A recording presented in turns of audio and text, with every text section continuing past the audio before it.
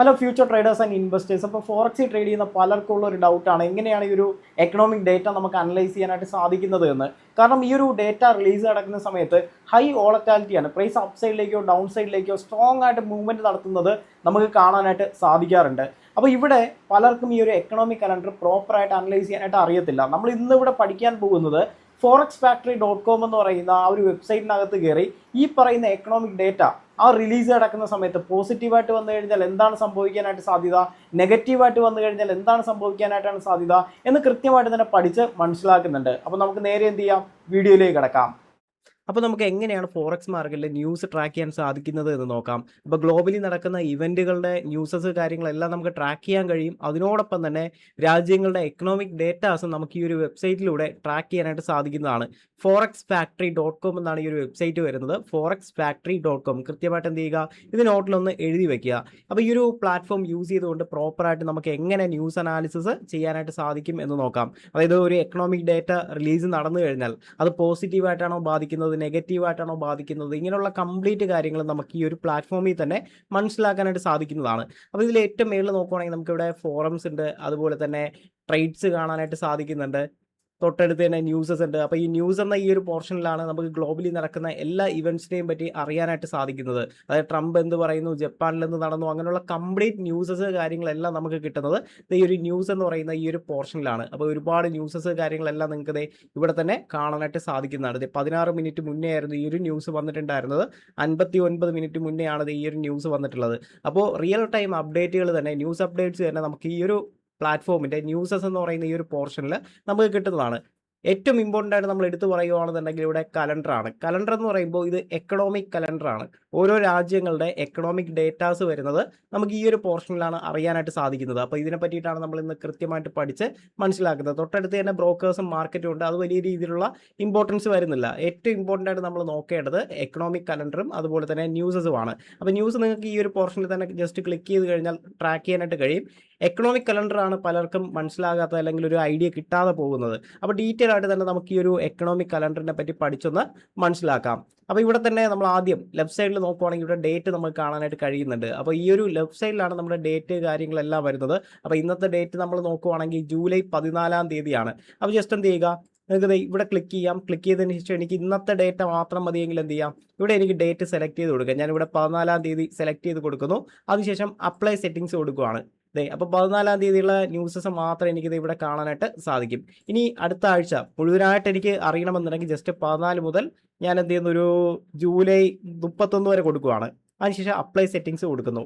അപ്പോൾ ജൂലൈ 31 വരെയുള്ള ഡേറ്റാസ് നമുക്കിവിടെ കാണാനായിട്ട് സാധിക്കും. അതായത് ഇനി വരുന്ന ദിവസങ്ങളിൽ ഏതൊക്കെ ദിവസങ്ങളിലാണ് ഓരോ രാജ്യത്തിൻ്റെ എക്കണോമിക് ഡേറ്റ വരുന്നതെന്നൊക്കെ കൃത്യമായിട്ട് നമുക്ക് മനസ്സിലാക്കാനായിട്ട് കഴിയും. തൽക്കാലം എന്ത് ചെയ്യാം, ഇന്നത്തെ ഡേറ്റ വെച്ച് കാര്യങ്ങൾ നമുക്കൊന്ന് മനസ്സിലാക്കാം. അപ്പോൾ ഞാനിവിടെ ഡേറ്റ് സെലക്ട് ചെയ്ത് കൊടുക്കുകയാണ്. 14 സെലക്ട് ചെയ്യുന്നത്. അപ്ലൈ സെറ്റിങ്സ് കൊടുക്കുന്നു.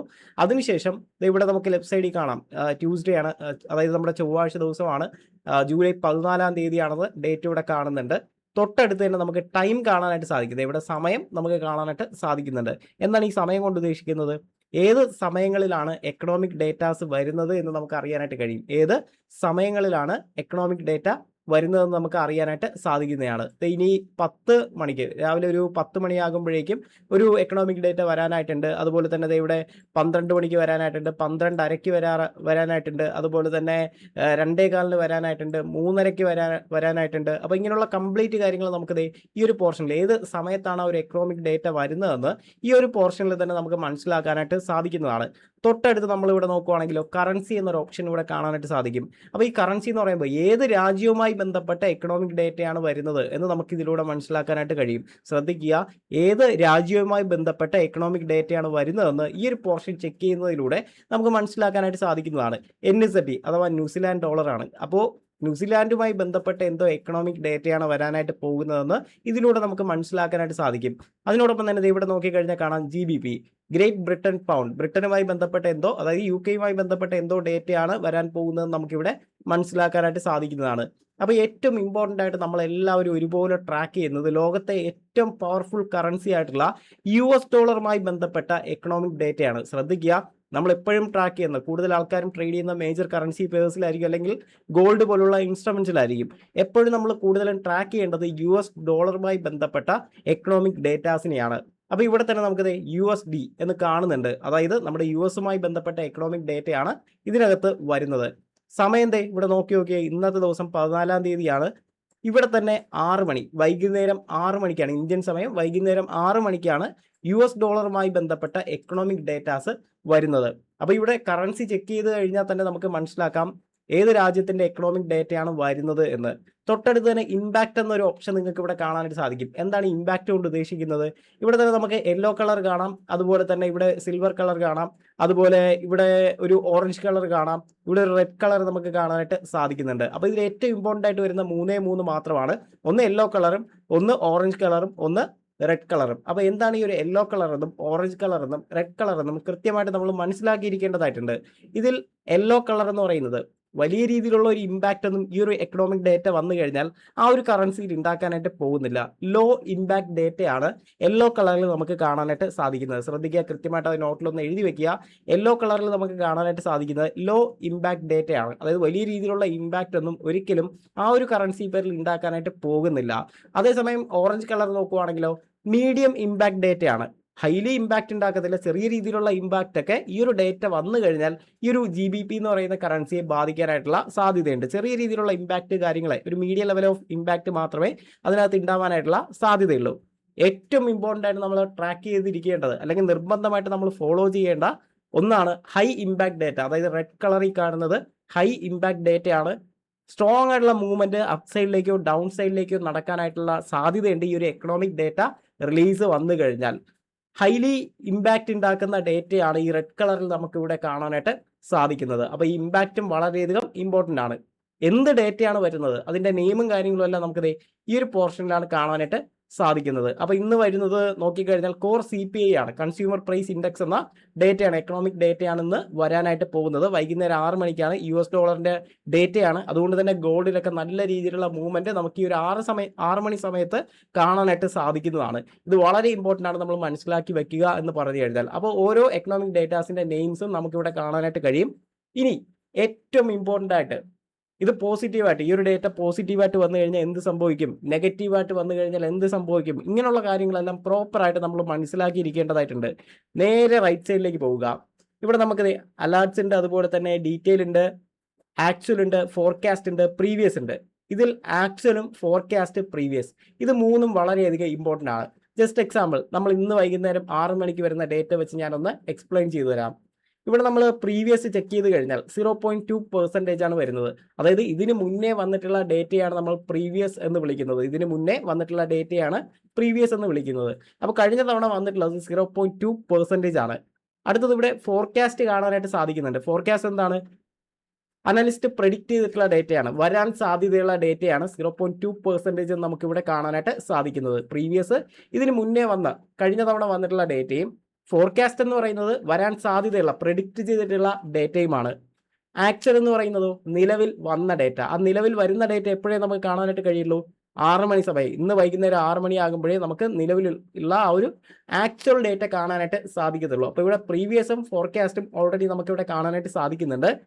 അപ്പോൾ ഇവിടെ ആക്ച്വൽ വരുന്ന ഡേറ്റ കൂടുതലാണോ കുറവാണോ എന്നൊക്കെ എങ്ങനെ നമുക്ക് മനസ്സിലാക്കാൻ കഴിയും? അതിനോടൊപ്പം തന്നെ US ഡോളറിനെ സ്ട്രോങ് ആക്കുമോ അതോ വീക്ക് ആക്കുമോ എന്ന് എങ്ങനെ നമുക്ക് മനസ്സിലാക്കാൻ കഴിയും എന്ന് നോക്കാം. അപ്പോൾ ഇവിടെ തന്നെ ഇവിടെ നമുക്ക് ഒരു ഫോൾഡറിന്റെ ഐക്കൺ കാണാനായിട്ട് സാധിക്കും. ആ ഫോൾഡറിന്റെ ഐക്കൺ ജസ്റ്റ് എന്ത് ചെയ്യുക, ഒന്ന് ക്ലിക്ക് ചെയ്യുക. ഓക്കെ, ഡീറ്റെയിൽ എന്ന ഓപ്ഷനിൽ ആ ഒരു ഫോൾഡർ കാണും. ആ ഒരു ഫോൾഡർ ഒന്ന് ക്ലിക്ക് ചെയ്യുക. ഇവിടെ ഏറ്റവും ഇമ്പോർട്ടൻ്റ് ആയിട്ട് നമ്മൾ മനസ്സിലാക്കിയിരിക്കേണ്ട ഒന്നാണ്, അല്ലെങ്കിൽ എപ്പോഴും ചെക്ക് ചെയ്യേണ്ട ഒന്നാണ് യൂഷ്വൽ എഫക്റ്റ് എന്ന ഈ ഒരു പോർഷൻ. Usual effect. അപ്പോൾ യൂഷ്വൽ എഫക്റ്റിനകത്ത് എന്താ എഴുതിയിട്ടുള്ളത്?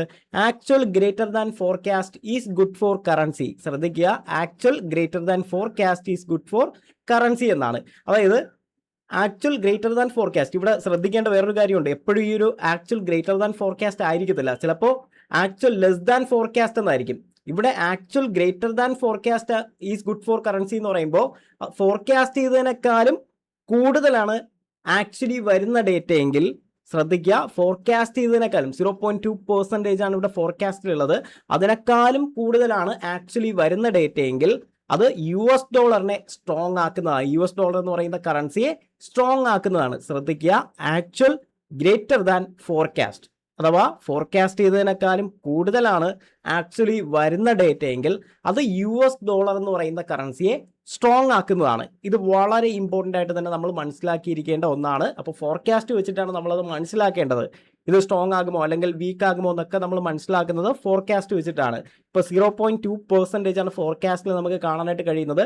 ആക്ച്വൽ ഗ്രേറ്റർ ദാൻ ഫോർകാസ്റ്റ് ആണെങ്കിൽ മാത്രമേ US$ സ്ട്രോങ് ആകത്തുള്ളൂ. അതേസമയം ഈ കാണുന്ന ഫോർകാസ്റ്റ് ചെയ്തതിനേക്കാളും കുറഞ്ഞതാണെങ്കിലോ വരുന്നത്, കുറഞ്ഞ ഡേറ്റയാണ് വരുന്നതെങ്കിലോ അതിനർത്ഥം US$ വീക്ക് ആകുന്നു എന്നാണ്. അതിനർത്ഥം US$ വീക്ക് ആകുന്നു എന്നാണ് നമുക്ക് മനസ്സിലാക്കാനായിട്ട് സാധിക്കുന്നത്. US$ സ്ട്രോങ് ആകണമെങ്കിൽ ഈ ഫോർകാസ്റ്റ് ചെയ്തതിനേക്കാളും കൂടുതലായിട്ടുള്ള ഒരു ഡേറ്റ വേണം ആക്ച്വലിൽ ഇന്ന് വരേണ്ടത്, ഇന്ന് വൈകുന്നേരം 6 മണിക്ക് വരേണ്ടത്. അതേസമയം നെഗറ്റീവായിട്ടാണ് വരുന്നതെങ്കിലോ അത് US$നെ വീക്ക് ആക്കുന്നതാണ്. ഈ ഫോർകാസ്റ്റിനേക്കാളും കൂടുതലാണ് വരുന്നതെങ്കിൽ US$നെ സ്ട്രോങ് ആക്കും. ഈ ഫോർകാസ്റ്റ് ചെയ്തതിനേക്കാളും കുറവാണ് വരുന്നതെങ്കിൽ അത് US$നെ വീക്ക് ആക്കുന്നതാണ്. അങ്ങനെ വളരെ സിമ്പിളായിട്ട് തന്നെ പോസിറ്റീവായിട്ട് വന്നു കഴിഞ്ഞാൽ എന്ത് സംഭവിക്കുമെന്നും നെഗറ്റീവായിട്ട് വന്നു കഴിഞ്ഞാൽ എന്ത് സംഭവിക്കുമെന്നും കൃത്യമായിട്ട് നമുക്കിവിടെ മനസ്സിലാക്കി എടുക്കാനായിട്ട് കഴിയുന്നതാണ്.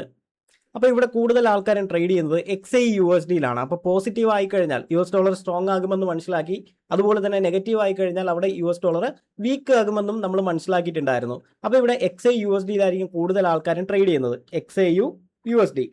അപ്പോൾ ഇവിടെ എന്താണ് സംഭവിക്കുന്നത് എന്ന് നോക്കാം. അതായത് US$ സ്ട്രോങ് ആയി എന്ന് കരുതുക. US$ സ്ട്രോങ് ആയി, അതായത് പോസിറ്റീവായിട്ടുള്ള, ഇപ്പോൾ ഫോർകാസ്റ്റ് ചെയ്തതിനേക്കാളും കൂടുതലായിട്ടുള്ള ഒരു ഡേറ്റയാണ് വന്നത്. അപ്പോൾ US$ സ്ട്രോങ് ആയി.